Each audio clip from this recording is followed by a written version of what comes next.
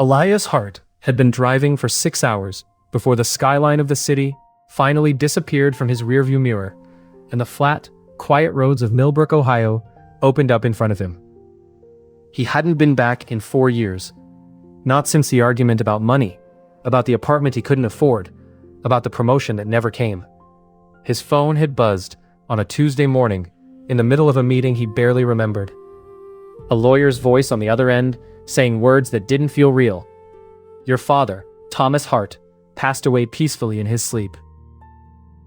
Elias had sat frozen at his desk for 10 minutes before he even stood up, staring at his half-finished coffee, as if it might explain what he'd just heard. Now, less than 72 hours later, he was standing on the cracked front porch of the small house he grew up in, a manila folder under his arm, and a strange, hollow ache in his chest. The lawyer, a soft-spoken older man named Gordon Pierce, met him at the door with a handshake and a look of quiet sympathy. Your father asked me to make sure you saw the safe before anything else, Gordon said, leading him through the narrow hallway that still smelled like sawdust and coffee. In the back office, behind a false panel Elias had never once noticed as a child, sat a heavy iron safe, old and scratched, the kind that looked like it belonged in a black and white film. There's no key, Gordon said gently. Your father never gave me one. He only gave me this. He handed Elias a small brass compass, tarnished with age, and a single index card in his father's unmistakable handwriting. It read, "The first step is never the treasure, son. It's the trail. Ask Dorothy about the porch step." Elias turned the card over twice, half expecting a joke, half expecting nothing at all. But something in the old compass, sitting heavy and warm in his palm, made his throat tighten in a way he hadn't expected. If you've ever inherited more questions than answers, you already know the strange, aching curiosity that pulled Elias out of that office and down the porch steps before he even set down his bags. And if this story of a father's last, unusual gift moves you the way it's about to, stay with it, because where this safe leads is nothing like what either of them expected. Elias had built his entire adult life around the assumption that his father, despite the modest little house and the beat-up pickup truck, was quietly wealthy. Thomas Hart had worked 40 years as a mechanic, and later ran a small general store on Miller Street. But there had always been rumors, whispered comments from relatives, hints that the old man had money stashed away that he never spent on himself. Elias, drowning in credit card debt from a marketing job in the city that paid far less than it promised, had let himself believe, in his most desperate moments, that his father's death might also be his own rescue. He hated himself a little for thinking it, but the thought had crossed his mind more than once during the long drive home. 2 nights before the funeral, his girlfriend Rachel had asked him, gently but plainly, whether this inheritance might finally mean he could breathe again, stop working weekends, stop apologizing for rent being a few days late. He'd told her he didn't know. His job at the marketing firm had once felt like the beginning of something.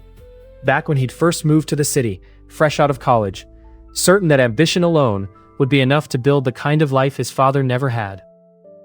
6 years later, he was still renting a cramped 1-bedroom apartment above a laundromat, still refreshing his bank balance before every grocery run, still lying awake some nights doing math that never quite worked out. He told himself more than once that his father simply didn't understand the cost of the life Elias was building. That Thomas's quiet contentment in a town of 4,000 people was a kind of surrender Elias refused to accept for himself. Standing now in the dim hallway with a compass in his hand and no key in sight, that fantasy began to crumble in real time. The funeral itself had been small, held 2 days earlier at the little stone church on the edge of town, and Elias remembered being surprised by how many people showed up for a man who, by every account he'd grown up hearing, kept mostly to himself. Neighbors he'd barely recognized, a young mechanic he'd never met, sobbing quietly in the back pew, an elderly teacher who gripped his hand afterward and told him his father had once paid for an entire semester of textbooks for her struggling students without ever wanting credit. The pastor had struggled to fill even 10 minutes with details of Thomas Hart's life, mentioning the store, the shop, a marriage cut short by illness, a son who'd moved away for better opportunities, and yet the pews had been full nearly to the doors, strangers standing along the back wall because the seats had run out an hour before the service even started. Elias remembered thinking, at the time, that it didn't add up, that a man with so little to show for himself on paper shouldn't have drawn a crowd like that. At the time, Elias had assumed it was simple small-town politeness, the kind of turnout any longtime resident might draw. It would take him days to understand it was something else entirely. He found Dorothy Kane exactly where his father's note implied she would be, 3 houses down, sitting on a porch with a wooden step so warped it looked ready to collapse. She was somewhere in her 80s, wrapped in a cardigan despite the mild afternoon, and when she saw Elias approaching, her face broke into a smile so wide it startled him. "You must be Eli," she said before he'd even introduced himself. "Your father talked about you every single week." Elias forced a polite smile, the guilt already creeping up his spine. He hadn't called his father every week, not even close, and he could count on one hand the times he'd called just to talk, rather than to ask for something or explain why he couldn't visit. Dorothy patted the space beside her, and when he sat, she told him that Thomas had been fixing that porch step for almost a year, a little at a time, because her knees couldn't handle the wobble anymore, and her son lived 3 states away and rarely called. "He always said he'd finish it before the frost came," she said, her eyes glassy. "I suppose that job's yours now, isn't it?" She handed him a small toolbox that had clearly belonged to his father, the leather handle worn smooth from decades of use, and inside, tucked beneath a layer of screws and sandpaper, was another card. This one read, "Money fixes problems, time fixes people." He spent the better part of 2 hours that afternoon repairing a porch step for a woman he barely remembered, hands blistering in ways they never did behind a laptop, sweat soaking through a shirt meant for city meetings rather than manual labor. Dorothy talked the entire time, telling him stories about his father he'd never once heard, about the winter Thomas shoveled every driveway on the block before dawn so nobody would have to call in late to work, about the time he sat up all night in her kitchen after her husband passed, just so she wouldn't be alone with the silence. As he measured a new board and lined it against the old warped one, Elias felt a memory surface unbidden, his father's hands guiding his own over a workbench when he was maybe 7 years old, patiently showing him how to hold a hammer so it wouldn't bounce off the nail. "Careful now," his father had said. "Anybody can rush a job. Not everybody can finish one right." Elias hadn't thought about that afternoon in 20 years, and yet his hands seemed to remember it better than his mind did, settling into the same steady rhythm without him even trying. When the step was finished, Dorothy cried and held his face in her weathered hands and told him his father would be proud. Elias drove back to the house that night confused, moved, and more than a little frustrated. He had expected a fortune. Instead, he had a compass, a toolbox, and aching palms.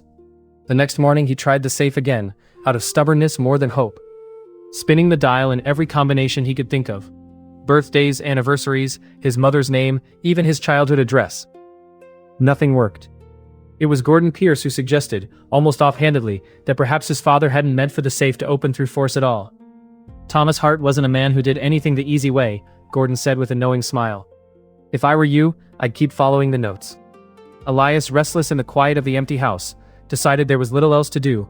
He drove out to see Sam Whitfield, a name Dorothy had mentioned in passing, a man who ran the auto shop on the edge of town, the same shop his father used to help out at on weekends for no pay at all. Sam was a broad-shouldered man, in his 40s, with grease permanently embedded in the creases of his hands. And, when Elias introduced himself, Sam actually stepped back and studied his face for a long moment before speaking. "You've got his eyes," he finally said. "Come on in, kid. I've been waiting on you." It turned out Thomas had co-signed a loan for Sam 11 years earlier, when Sam was a 26-year-old mechanic with no credit and a dream of owning his own shop. A dream every bank in town had laughed him out of. "Your dad never told anyone about that loan," Sam said, wiping his hands on a rag. Not because he was ashamed of it, because he didn't want anyone thinking they owed him anything. He just believed in people before they believed in themselves. Sam disappeared into the back office and returned with a thick envelope, unopened, addressed simply to Eli, in his father's handwriting. Inside was not money, but another letter, along with a rusted iron key that Elias's heart leapt at, certain for one dizzying second that this was finally the key to the safe. It wasn't. The key opened a small storage unit on the edge of town, the letter explained, one more stop on a trail that seemed to have no end. Sam walked him to the door afterward, and almost as an afterthought, mentioned that half the tools in his own shop had once belonged to Thomas, given away piece by piece over the years whenever Sam couldn't afford new ones.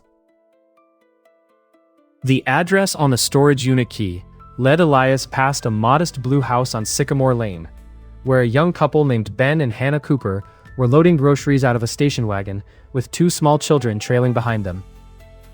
Elias almost drove past without stopping, but something in his father's letter had mentioned the name Cooper in passing, so he pulled over and introduced himself, feeling foolish before he'd even finished the sentence. Hannah's hand flew to her mouth the moment she heard his last name. "You're Thomas's boy," she said, and within minutes, Elias found himself sitting at their kitchen table while Ben told him, voice cracking, about the winter 3 years earlier when a factory layoff nearly cost them the house. They were 41 days behind on the mortgage, facing a foreclosure notice taped to their own front door, when an envelope appeared in their mailbox with exactly what they owed, and a single unsigned note that read only, "A house should hold a family, not a debt." It took them over a year of quiet detective work, matching handwriting on an old birthday card, before they finally figured out who had saved their home. "Thomas made us promise never to tell anyone in town," Hannah said, wiping her eyes. "He said it wasn't a gift if everybody knew about it." Elias sat in that kitchen long after his coffee went cold, watching the Cooper children chase each other around a living room that had nearly been lost, and understood, a little more each minute, the true shape of the trail he was following. By the third day, Elias had begun keeping a mental list of everyone his father had quietly touched in ways nobody in the family ever knew about. There was Mrs. Alvarez, who ran the laundromat, and whose husband's medical bills Thomas had helped cover during a bad year, never once mentioning it again.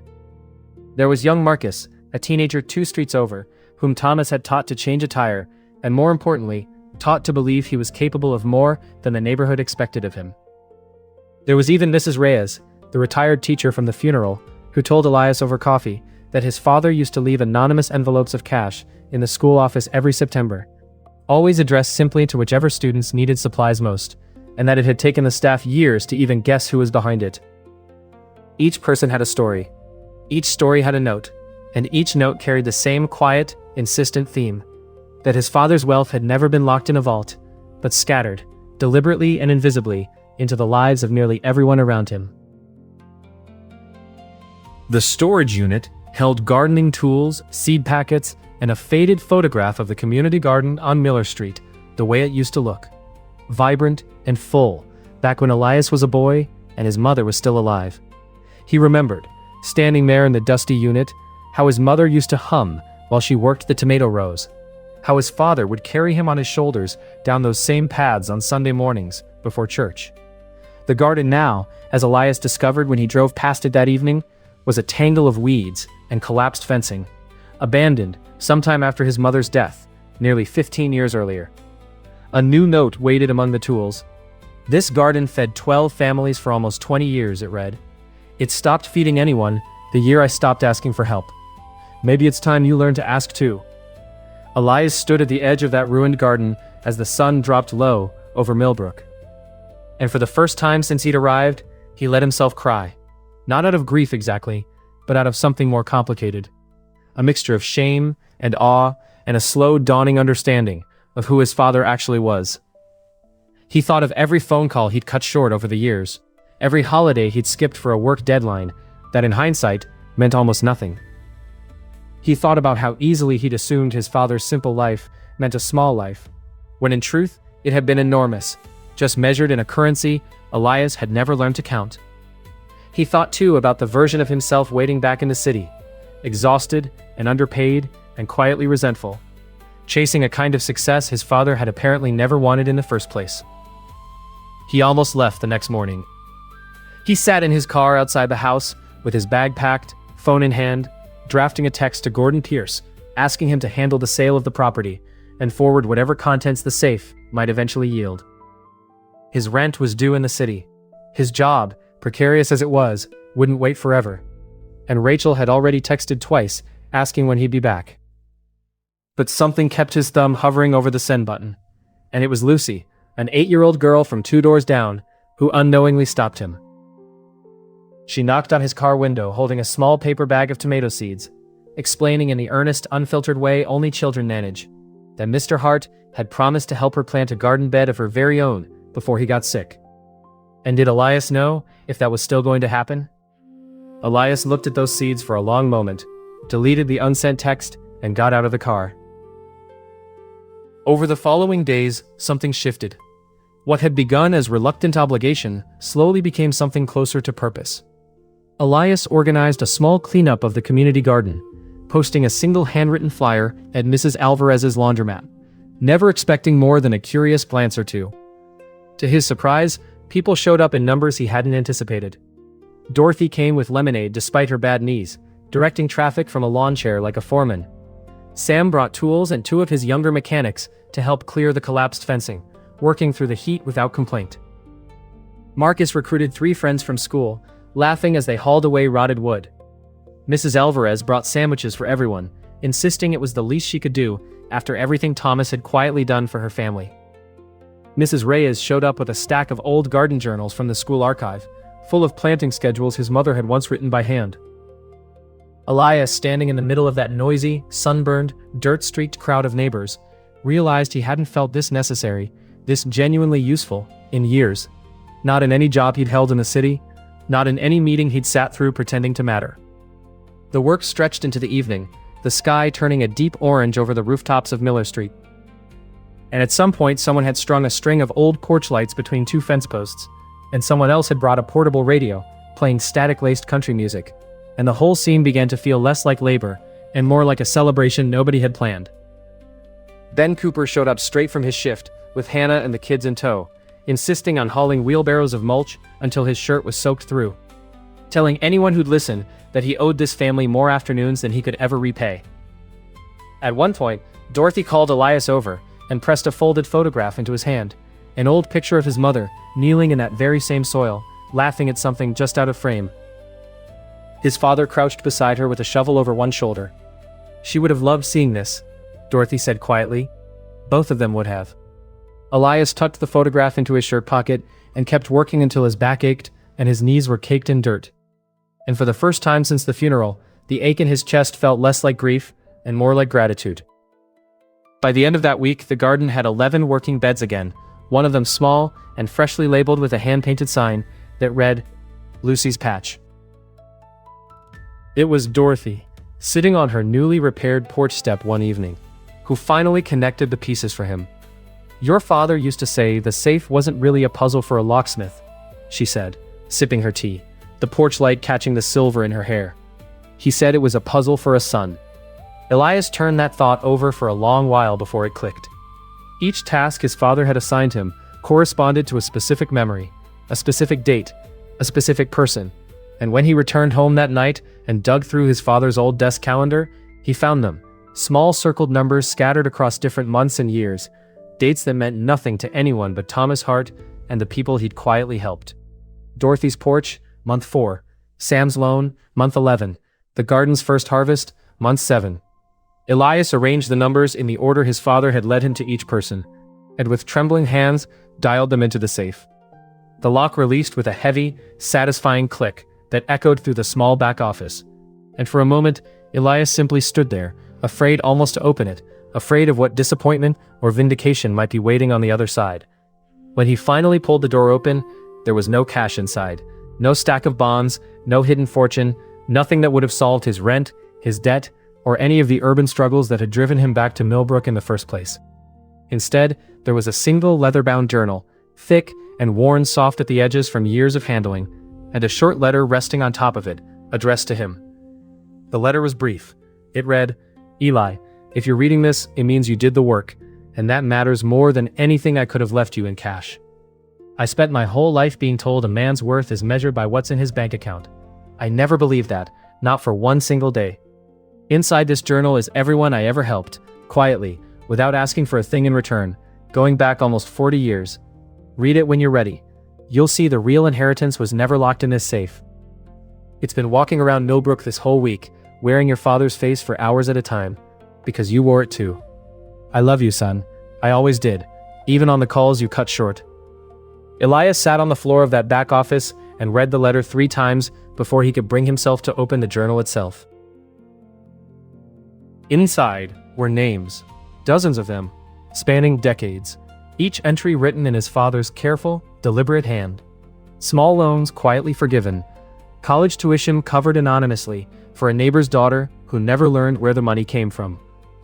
Medical bills paid in installments, so the recipients would never suspect charity. Notes beside each name detailing not amounts, but outcomes. Sam Whitfield opened his own shop. Marcus made honor roll. The Alvarez family kept their home. Mrs. Reyes never had to buy her own school supplies again. The Cooper family stayed on Sycamore Lane. There were names Elias didn't recognize at all. An entire page devoted to a young single mother named Grace, who'd once worked the register at his father's store, with a note explaining that Thomas had quietly covered her rent for 6 months after her husband left, never once mentioning it to her directly, simply arranging for the landlord to call it a clerical error each month. There was an entry for a boy named Tyler, who'd gotten into trouble with the police at 16, and instead of turning away like half the town had, Thomas had shown up at every court date, vouched for him at the shop, and eventually hired him part-time until Tyler enlisted in the service, writing letters to him every single month he was deployed. Page after page, year after year, a ledger of a different kind of wealth entirely, one measured in second chances rather than dollars. Near the final pages, the entries slowed, the handwriting grew shakier, and the last entry, dated only months before his death, simply read, "Started teaching my son how to see people the way I do. Long way to go. Hopeful anyway." Elias closed the journal and sat in the silence of that small house for a long time. He thought about the meaning of wealth, the kind his father had spent a lifetime quietly building, brick by brick, favor by favor, invisible to bank statements and credit reports, but permanent in a way money rarely is. He understood finally what his father had been trying to teach him, with a compass instead of cash, with a trail of small human tasks instead of a lump sum. The truest inheritance a person can leave behind isn't measured by what accumulates in a vault, but by what continues to grow, quietly and steadily, in the lives of everyone they chose to invest in along the way. Elias didn't sell the house. He called Rachel that same night, and for the first time in months, the conversation didn't circle back to rent or deadlines or the life they were supposed to be building somewhere else. 2 weekends later, Rachel drove out to see the town for herself, and Elias watched her face as Dorothy insisted on feeding her a second helping of pie, as Sam showed off the shop with unmistakable pride, as Lucy dragged her by the hand to see the tomato patch that now, impossibly, stood taller than the little girl herself. Rachel stood at the edge of that garden at dusk, the same string lights glowing overhead, and told Elias quietly that she finally understood why he hadn't come home yet, and that maybe, if he'd have her, she wouldn't mind not going back either. He gave notice on his apartment in the city 2 weeks later, packed the rest of his belongings into the same truck his father used to drive, and moved back to Millbrook for good.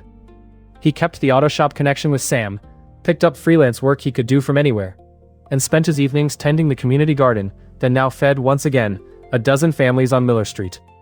He finished every note his father had left unfinished, taught Lucy how to stake a tomato vine the same way his own father once taught him, and started writing a few new entries of his own into that same leather journal.